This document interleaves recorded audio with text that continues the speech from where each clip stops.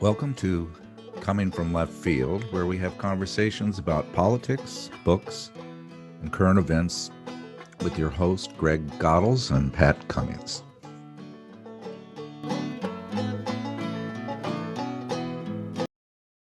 A short history of the bubonic plague in the 1340s. It started in Asia, ripped through the capital cities in Europe, and wiped out at least a third of all human beings on its way. When it was finished, revolts began, cherished institutions fell, and the entire economic system was reconfigured.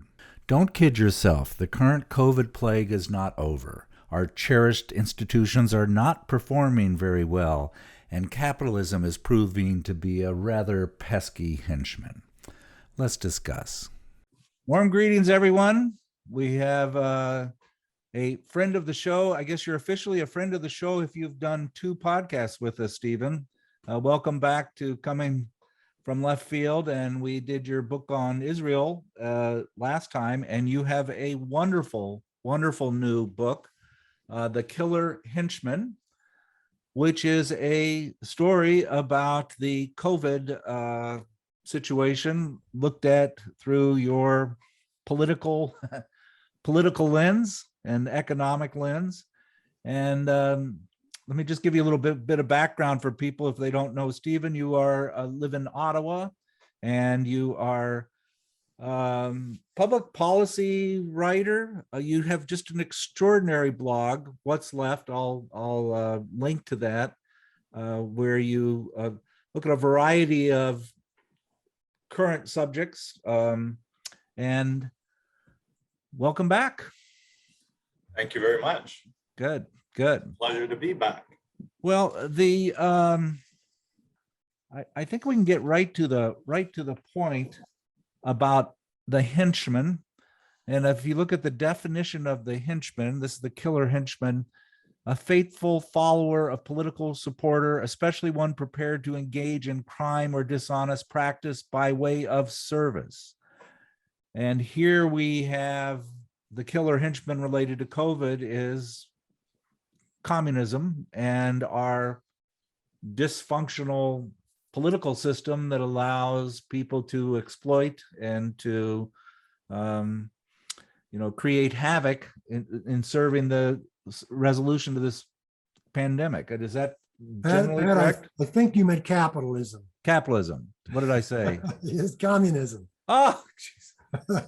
Okay, that might have been a Freudian slip for you, Greg. So yeah. There we go. Good. So tell me about the book. Well, that was a good summary. My publisher and I were casting about for what he considered or wanted to be a catchy title. I had all kinds of other ones, but I wanted to. Well, I should back up. He asked me. My publisher asked me to write this book, or he asked me for a book to write. And we talked about various subjects, and we decided, well, maybe a book about COVID would be interesting. So once you agree to that, then you have to figure out how to tell a story, or that's the way I approach writing books, is you have to tell some kind of story because people like stories. And by stories, I don't mean fiction. I mean, you have to provide an account that people find interesting. So I thought, how can I tell the story about COVID? First of all, I had to follow what was going on during the pandemic. So that became a challenge for writing a book, because I was writing a book as the pandemic was unfolding. Acutely aware that by the time the book was published, the pandemic may have unfolded in ways that I never anticipated and might be out of date. And as it turns out, there are parts of the book that today are probably out of date and could be revised, other parts that aren't. So I just kept following what was going on with the pandemic, thinking, well, at some point I got to start writing about this. But, there were so many things that were shifting and changing that I just kept putting off setting down and writing a story about what was going on. But eventually I had to. And that was near the end of 2021. And the book was completed at the end of that year. But I thought an interesting story to tell would be where I became interested in the fact that the responses to the COVID pandemic were very different in different parts of the world. The United States turned out to be an extreme, and China was also an extreme. I mean, so these seem to be two poles on this continuum of how you approach or address a pandemic. And I became interested in exploring why there were different approaches to this pandemic and how the way in which economies were organized might account for the different approaches. So I became particularly concerned about the way in which the incentive structure of capitalism may have encouraged certain ways to respond to the pandemic that weren't encouraged as much in some other places.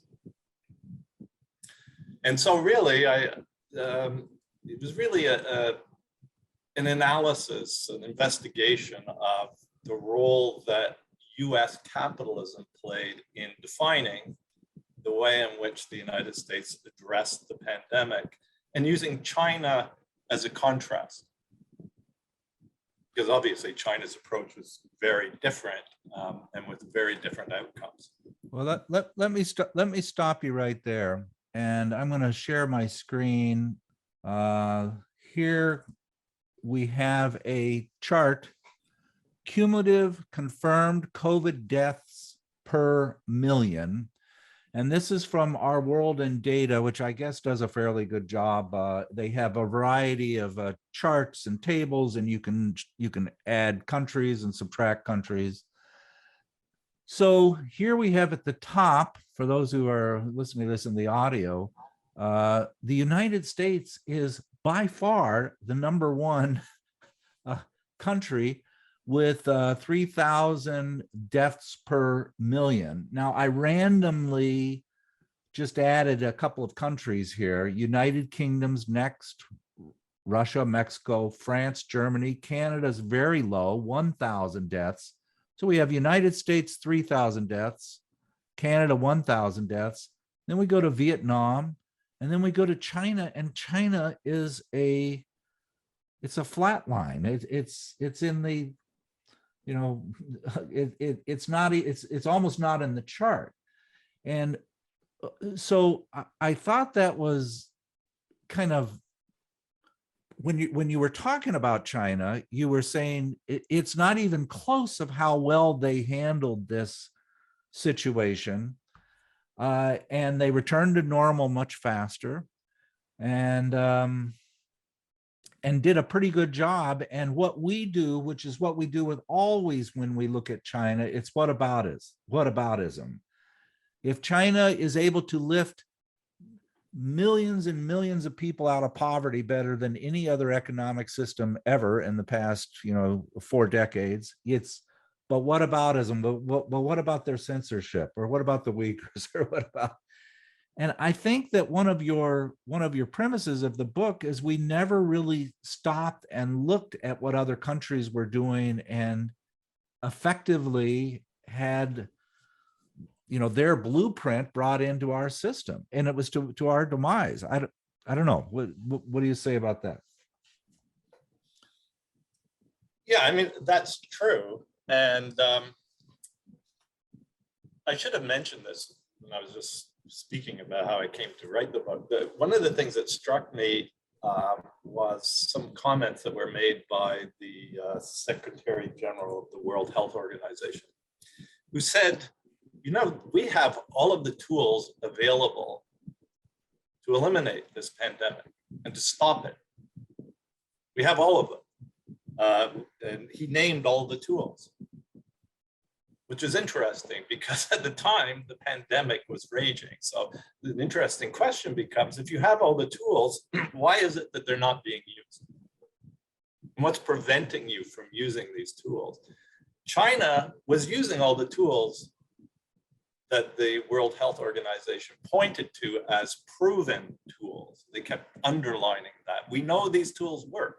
The problem is that people aren't using them. Countries aren't using them, with the exception of China and a few others. Early on, Vietnam was using them. New Zealand was using them. There were some countries within the OECD that were using them. But most other countries weren't, and the United States had especially just rejected them entirely and pursued a completely different path with, predictable consequences. And the consequences are what you just showed. I mean, the highest death rates per million in the world. I mean, there's a few other countries that have higher death rates, but they're very small countries. But the United States is certainly quite an outlier, and so is China. Right. One of my favorite chapter in your book, and it probably shouldn't be, was the chapter on the capitalist state, the amount of wealth that is in our government, the number of millionaires that we have, Pelosi, and you can just go down the list. Half of all of our representatives are millionaires. And so these decisions get made by the people that are governing for their interest as opposed to our interests. And you really did a nice job of saying, if we're trying to get out of this, then why are all these millionaires making so much money out of this pandemic? I think we've gone from 614 billionaires to 745 billionaires post-pandemic, pre-pandemic, post-pandemic. The amount of wealth that those billionaires control has gone from $3 trillion to $5 trillion of wealth. So the capitalist class did very well, thank you very much, with this pandemic, very well. And you get to the realization that they made many of the decisions in how to handle this pandemic based on the ability to support these people in making money. Is that totally simplistic? Oh, not at all. So, I mean, in telling the story, the part of the story is, you could say, it's a mystery or a question. The question is, okay, so if China approaches the pandemic through its so-called zero COVID approach, which is essentially a non-pharmaceutical approach, and it does very well. And the United States chooses a pharmaceutical approach, and there are all kinds of reasons why it may not have wanted to choose that approach. Then you have to ask the question, what makes China and the United States different? Or what is it about the United States which would have led the US government to choose an approach that didn't work very well, and obviously wasn't working very well? And that approach was one that relied on vaccines.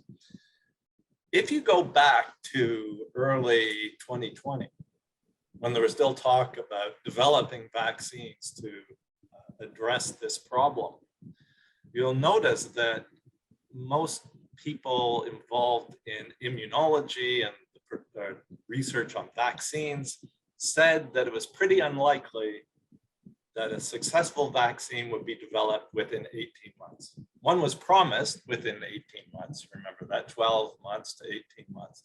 But most of the people involved in research on vaccines said this is pretty unlikely to happen because we've never developed a vaccine as quickly as this. I think the quickest vaccine had ever been developed was 5 years.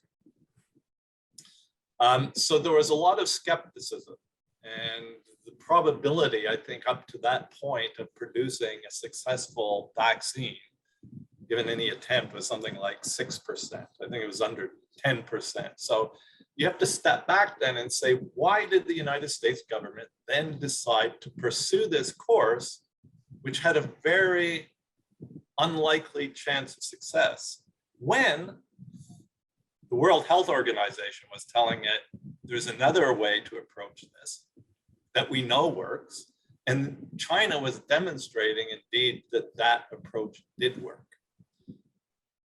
And the answer to that question, or the answer I thought that resonated for me, was that the nature of the United States as a capitalist society probably accounted for why the US government chose to pursue this pharmaceutical approach to addressing the problem of a pandemic or an epidemic. To put it simply, why a pharmaceutical approach? Because there's lots of money to be made in that, but there are other reasons to explain it. But in that chapter you're talking about, the capitalist state, what I did was I explored two ways in which capitalism influences the way in which decisions are made by government. And one way is through agenda setting. The agendas, public policy agendas, are set by people who get elected or people who are in, the bureaucracy. And where do these people come from and who are they? As you pointed out, they're typically very wealthy people whose wealth is based on business assets, their involvement in the business community.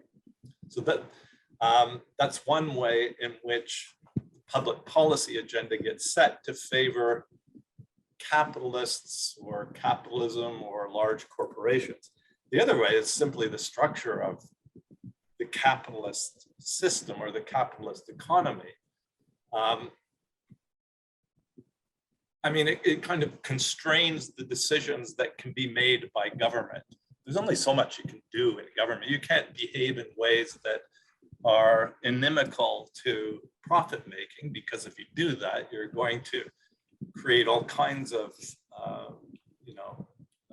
blowback, recalcitrance. And essentially, you're taking on one of the most influential segments of the population, the most influential segment of the population, which is people, wealthy investors and people who own and manage the economy.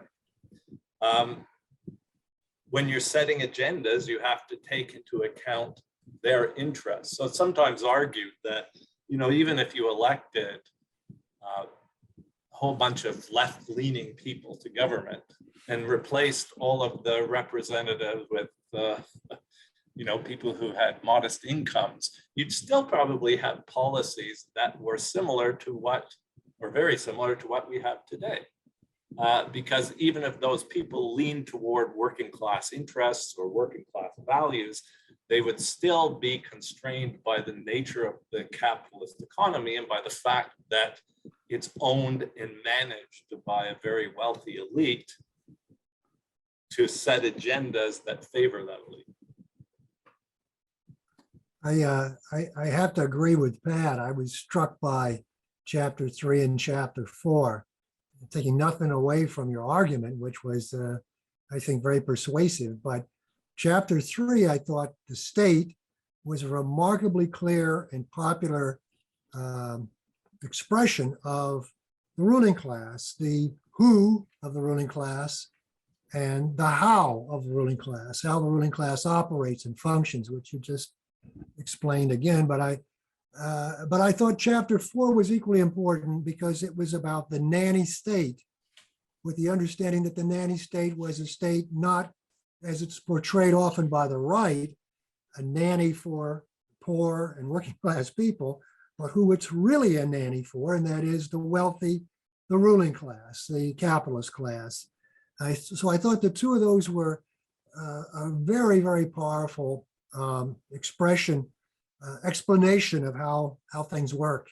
And in fact, reminded me of our friend, I'm sure we all share a respect for Michael Parenti, who's a great popularizer of these themes.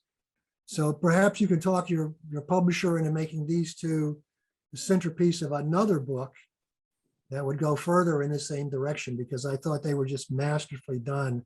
And they demonstrate, I think, most importantly, how the media plays into this, because certainly it would not be the case today that probably 9 out of 10 people that would or could see this this interview would be surprised to know that China did as well as it did, because the US media tells an entirely different story.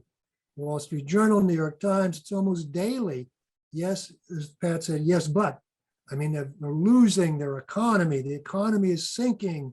Doom is on the doorstep for China if they don't open up and not use these methods. It's simply wrong. I mean, you can find the data, as Pat just put up. It's hardly significant. They hardly even show up on a chart how few deaths there are. So the media is a real problem. And I think chapter 3 and chapter 4 go a long way to explaining that for people. So I'm looking forward to your next book on that. Okay, that's a good idea. Yeah, Steve, when I read your book on Israel, the beachhead, it seems so obvious, your thesis that, that this is kind of a surrogate for our own imperialist ambition. And when I read your book, it reminded me of this book. Have you ever heard of this book? It's the Public Choice Theory and the Illusion of Grand Strategy. It's by an academic. It's hard to get through. Richard Hanna, and the basic premise of the book is that when we look at foreign policy, we think that people come in with a good cabinet and they sit around and work with universities and develop the best foreign policy. And he says, no, foreign policy isn't run by the government as it's much run by government contractors, national security bureaucracy, foreign countries and their influence. In other words, we're under this illusion that good people are sitting in the White House and making decisions. And I got the exact same feeling with your book, is that, we're under the opinion that there's some people making good decisions about public health and public choice. And it was, Michael Lewis's book, which just absolutely obliterated the CDC, saying that we increasingly are having government being overrun by moneyed interest or by people that are not career politicians, people that are appointed there for their own agenda. And hindsight, it just seems obvious, but we often don't talk about that. We don't talk about how decisions are being made for political or economic reasons as opposed to good public health reasons. And I don't know, that's a long way around talking about how the system is a bit rigged, and it's not rigged in favor of, the democratic populace. It's rigged in favor of a small group of people that have other interess. So, Michael Lewis had a good quote from one of the people that he highlighted in his book. And that was something like, in the United States, we don't care about public health because there's no money in it. Yeah. Which goes a long way to explaining the approach to the pandemic. There was money in a pharmaceutical approach of vaccines. There was no money in a public policy, or rather a public health approach, a non-pharmaceutical approach.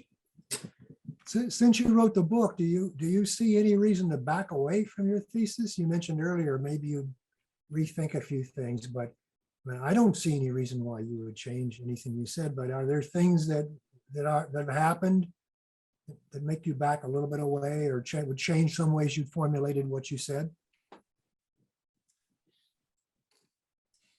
I wasn't completely happy with the explanation I provided for why China was so much different than the United States, or pursued such a different approach than the United States. And you could point to other countries that were capitalist countries that pursued approaches that were very similar to China. New Zealand, for example, for quite some time. It seems all the countries that were pursuing the kind of China zero COVID policy have since abandoned it, with China being the sole exception. So, I mean, so if you ever wanted to argue that, you know, capitalism accounts for this pharmaceutical approach and, you know, more of a state capitalist or socialist leaning government accounts for a more public or non-pharmaceutical approach, I mean, that's difficult because there's so many counter examples to that. So it's a little bit more nuanced. It's more multi-level. The explanation, I think, it has to be a little bit more variegated or multifactorial. But I was mainly interested in the U.S. response, and I guess the United States stands out as an outlier because it simply had the resources to develop or try to develop a vaccine very quickly, which other countries did. So that wasn't an option for a country like New Zealand. New Zealand had to figure out a way in which to address the pandemic while waiting for the United States to develop vaccines. Well, the scale of matters in China is so enormous, so immense. Their engagement with the world, the global economy is so significant, huge, the largest, in fact, in many ways, that makes the choices by the party there, the Communist Party there, I think even more dramatic and more significant, because they had more, I think they had more at stake in continuing that policy in spite of all the pressure.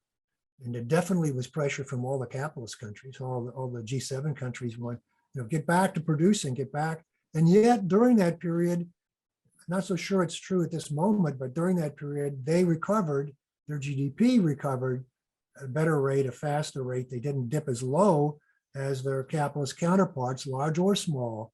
So I thought it was for the party itself. I mean, I don't want to get in the argument, you know, both of us don't want to get in the argument about is China socialist, but I think from the perspective of a party there, their commitment is pretty damn impressive that they stayed the course in spite of the pressures that they had.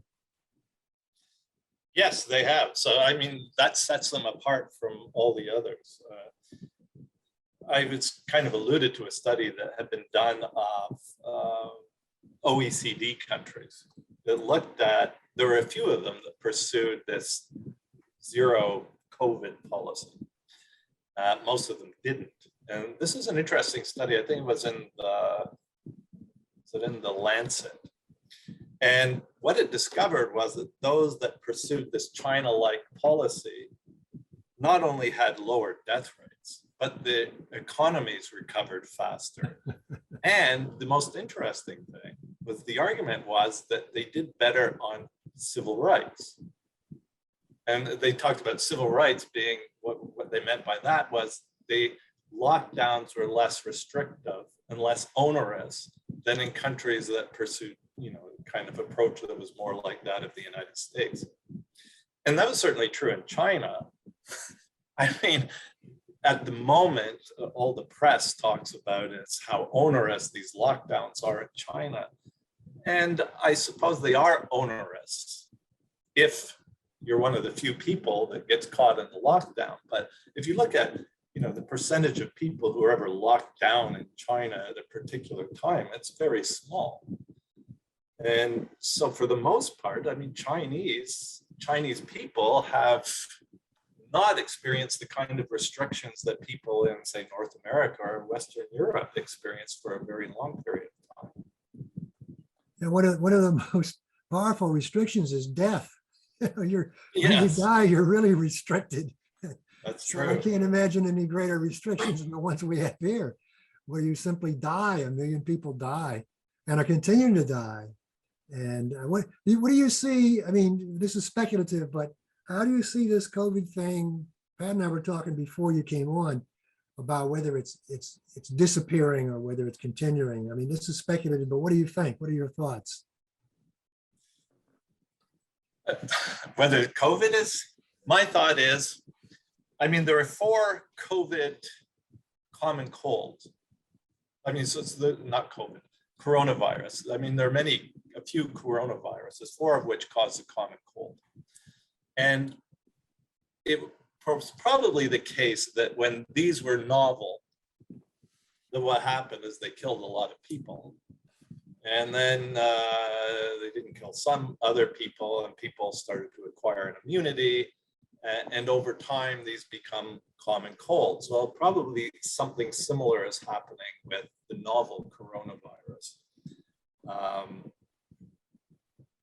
However, I mean, it could still be a very extreme common cold, but it looks like this is something that we're going to encounter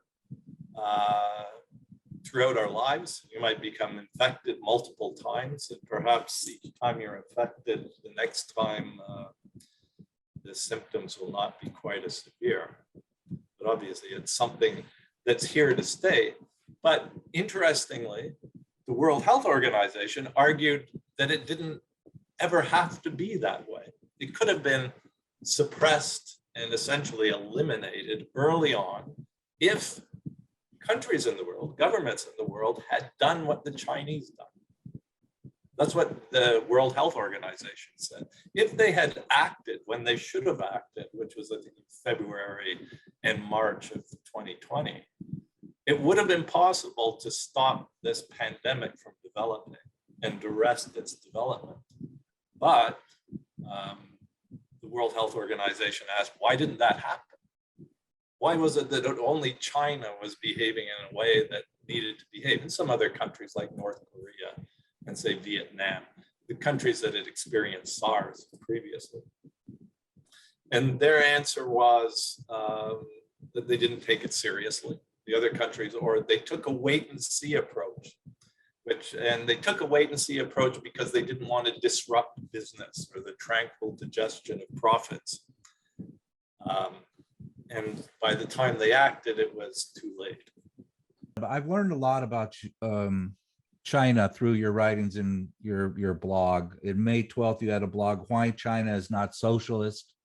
And you followed up a day or so later with Socialist China or Capitalist China. It's all the same to the country's communist rulers.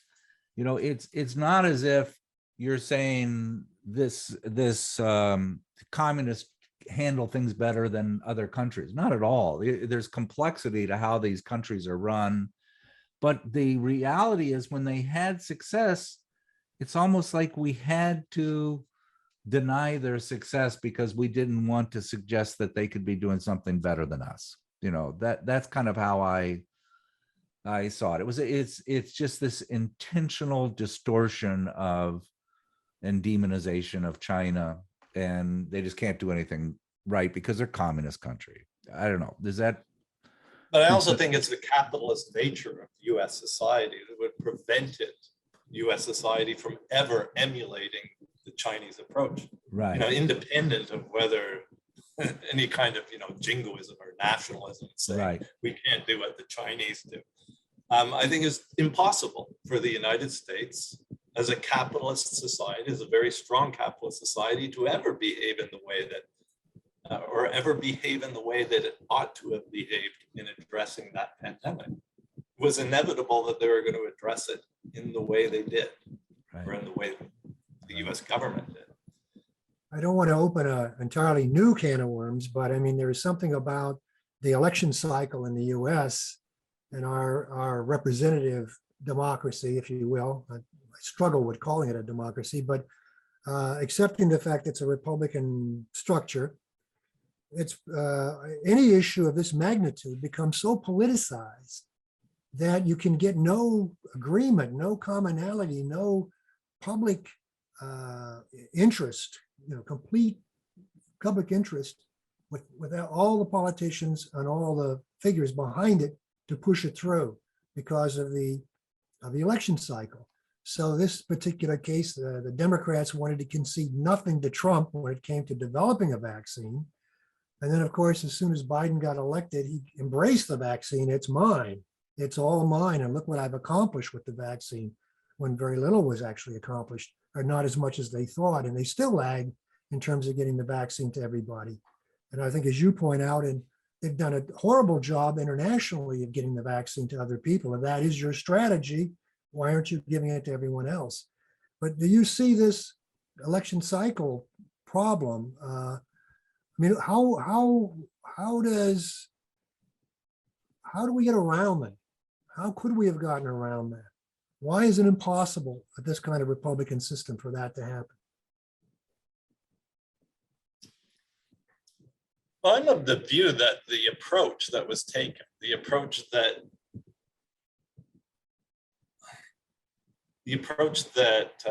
completely ignored any kind of non-pharmaceutical approach and saw pharmaceuticals as the sole approach to addressing the pandemic, that's kind of independent of that.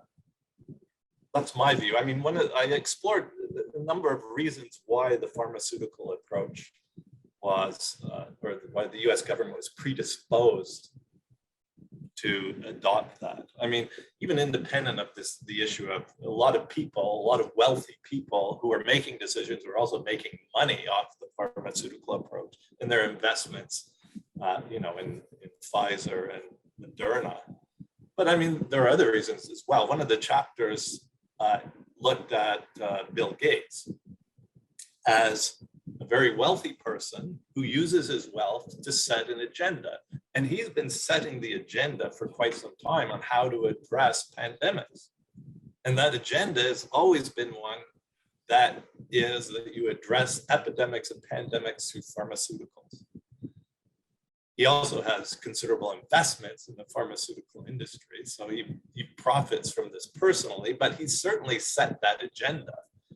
And there are other approaches too. One of the things not approaches, but reasons that predispose the United States to pursue this approach. One is, I think, part of this militarization of the entire society that looks at everything through the lens of the military. And so how do you address viral threats from a military perspective, a military doctrine? You do it through vaccines and pharmaceuticals, which is appropriate for the military, but it's not really appropriate all the time in a civilian setting. I mean, it has its role to play, but non-pharmaceutical interventions also have an enormous role to play. So, one of the arguments I want to make was, if you want to avoid pandemics in the future and epidemics, what you need to do is use the tools that we know work, that the World Health Organization has pointed out work. And then ask the question, why didn't we use those tools? What stopped us from using those tools? And my argument is, it's the entire nature of the US capitalist society that prevented the government and the people of the United States and other countries as well from using those tools. Well, Bill Gates screwed up the education reform. Yes, exactly. I can tell you, I was firsthand in it when he took over all of the funding of the research, what was done, the Common Core, and had all of these opinions about why this was so wonderful. And you watch him talk, and he's very impressive, and he seems like he knows a lot. And I did the same thing in preparation for this podcast. I was listening to a couple of his old podcasts about the pandemic, and he's very knowledgeable and being interviewed in very friendly environments. He's just dead wrong. He's not, he doesn't know, he's not like the source on this pandemic. And yet, because of his power and the power he has over the World Health Organization, he did shape it. He stopped us from opening the patents for these vaccines. He how they were distributed, how they were controlled. Maybe he does some nice things with clean water in third world countries, but he's not an expert on this pandemic, and yet he is considered our expert. I don't get it. I don't get it. Sorry. This goes to show how far billions can go in promoting one's own brand. So I want to, have you read John Nichols' new book, or Coronavirus Criminals, The Pandemic Profiteers? It's a brand new book. He has I haven't read it, but I've listened to a couple of his podcasts and read multiple summaries of it. He tells a story of Trump, who wasn't very competent in how he managed this, was being lobbied by other Republicans in the Congress saying, you need a universal mask. We need to start, having a good, high quality mask. We need to support that and so forth. And the polling was in favor of that. And Trump was thinking, yeah, I might want to do that. I'll have a universal mask and we'll do this. He was scuttled when Stephen Miller and who's his chief of staff, not Nichols. Meadows? Yeah, Meadows came in and said, politically, you would be stronger to not have this mask mandate because of freedom, and you don't want the government to be telling people what to do. And so those two people literally flipped Trump and convinced him that, yeah, maybe politically this no mask thing, I could get more mileage out of that, this freedom 3% or stuff, which is just an amazing story if it's true. Because if we did have good, high quality mask, and that would be another that would have saved lives, and the Lancet article that you referenced, I don't know, the one from a year ago, said that 40% of all of our deaths could have been prevented with reasonable measurements that we just knew but didn't implement. I don't know. Yeah. So what else is new, right?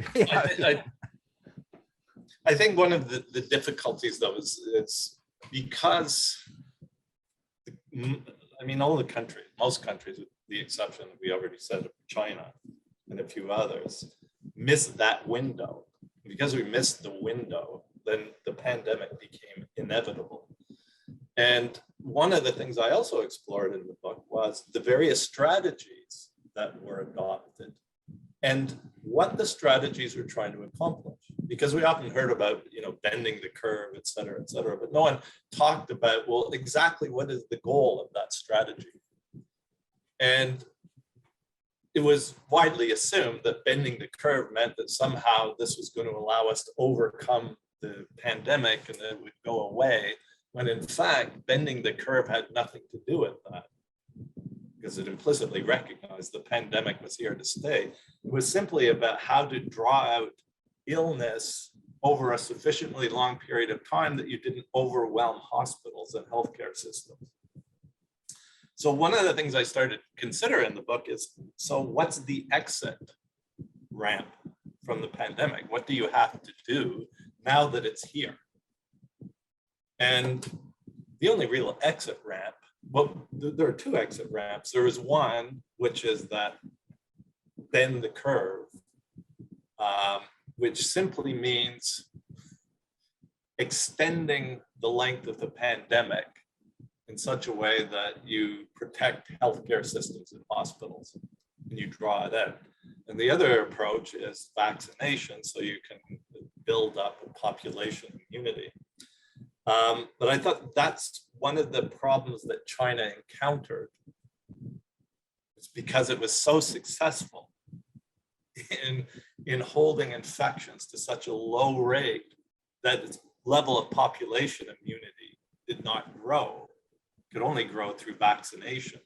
And as I understand it, the Chinese pursued a different vaccination strategy than, say, the United States or Canada or Western Europe did. Rather than prioritizing the elderly or seniors, they prioritized young people and those who would have to go to work every day and come into contact with a lot of people. So that now there's a large seniors population that has no immunity because it hasn't been vaccinated yet. So China now has this difficulty, which is the rest of the world let the virus run rampant, which means if it opens up, the virus will run rampant in China as well, unless it can build immunity through vaccination. So it still has a ways to go through vaccination.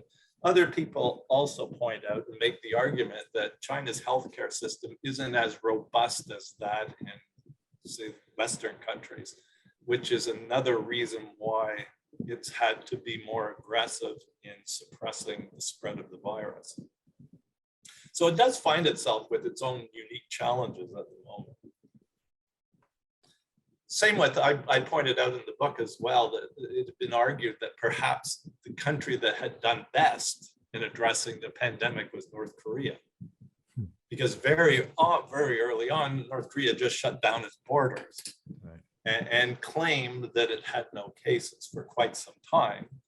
And there was one physician sociologist who pursued this and said, actually, they may be telling the truth.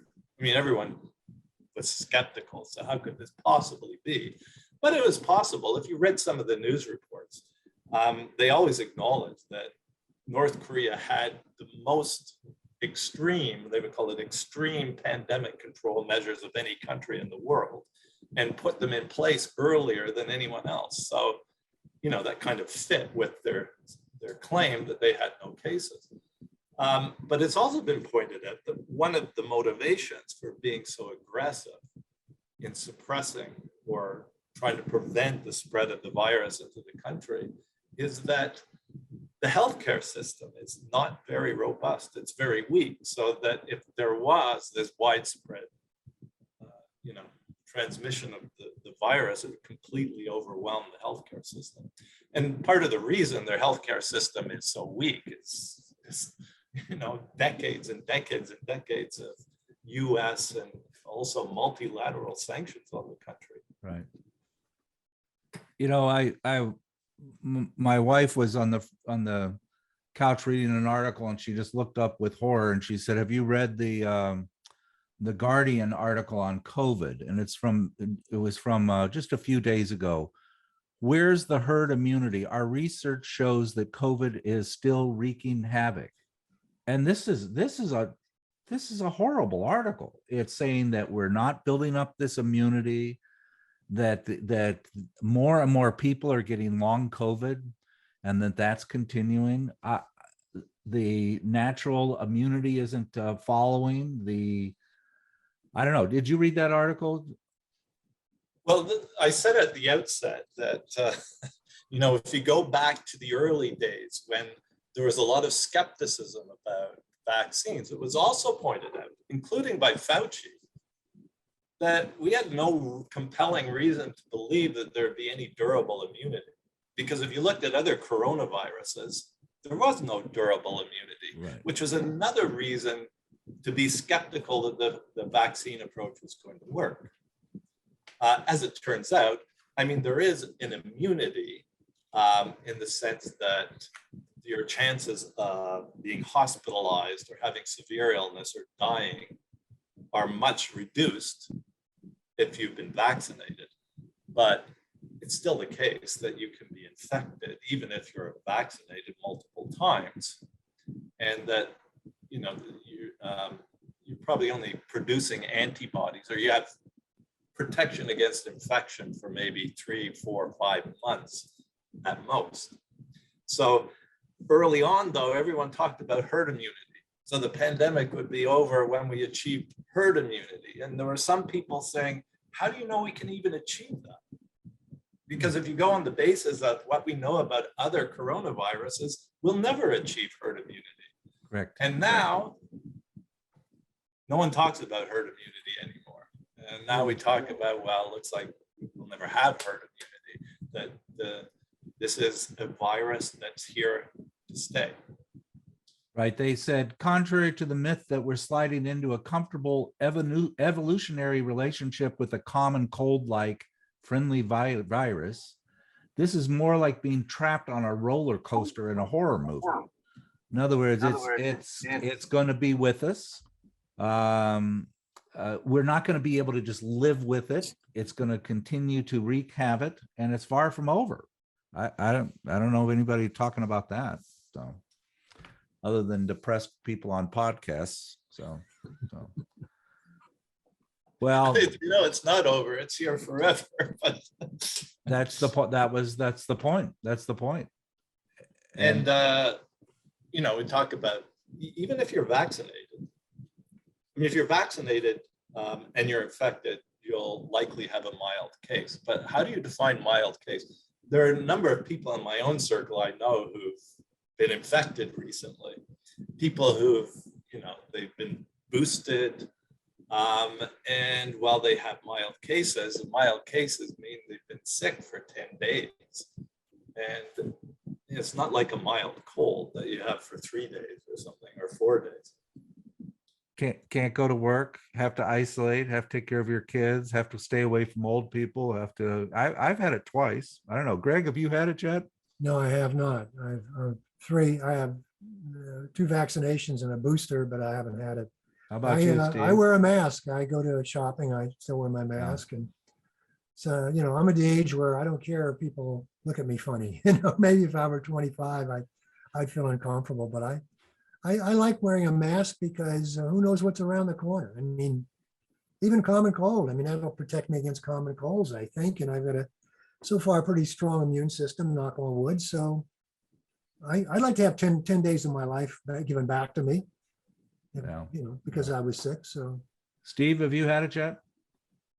No, I haven't, nor do I want to. Like Greg, I wear masks when I go outside and I'm in public, and it doesn't bother me that most other people aren't wearing them. Yeah. Right. Yeah. I've been an outlier for a long time. I don't mind being an outlier around masks. So that's good. Steve, you are such a good writer. You always do your homework. You're well documented, and I think to a certain extent, Greg does this also. When I look at your blogs, you're always a month ahead of what the common, what will become common knowledge. Your work on the Ukraine situation and how that has not been managed well. You were one of the first people ringing the bell about that, and that's turning out to be the truth. Your recent blog about inflation is wonderful. This'll be, I don't know if Greg will want me to tell you this, but Greg says, I think Stephen's going to be our new Michael Parenti. So that's about as high a compliment as you can be paid, I think, because you do such a good job with your work. How do you do your research? How much time do you spend just reading and organizing your thoughts? And you're so prolific with your writing and so insightful. How do you what's your process?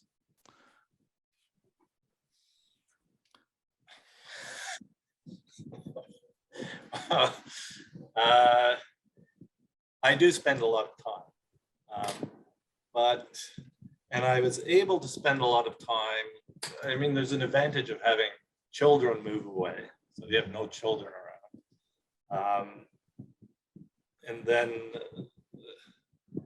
having no partner for quite some time, and then not working anymore. Mm-hmm, mm-hmm. So most of the work that I've done, however, was written when I was employed full-time at a job. It's only recently that I've retired.